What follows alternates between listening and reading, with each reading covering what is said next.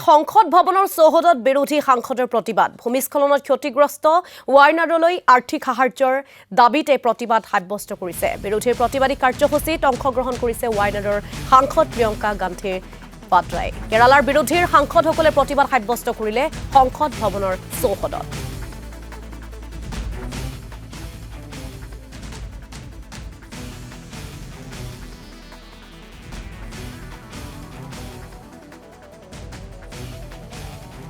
We are very disturbed by the fact that the government is refusing to give a special package to Wayanad.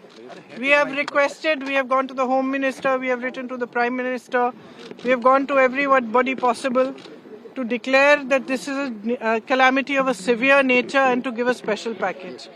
Now, similar large-scale destruction took place in Himachal Pradesh and the Congress government is in government there, as you know.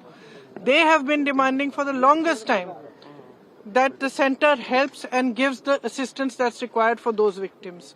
Here in Wayanad, the whole country has seen the devastation and the pain and the suffering of people.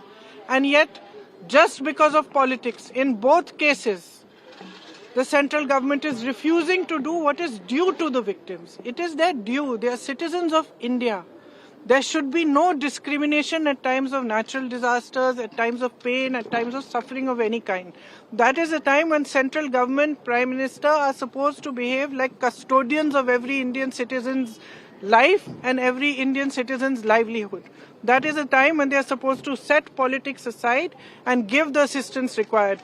We are actually deeply disappointed because we expected that at least highlighting this issue, going to them, explaining the kind of pain and suffering, which frankly they themselves have seen. Prime Minister himself has seen.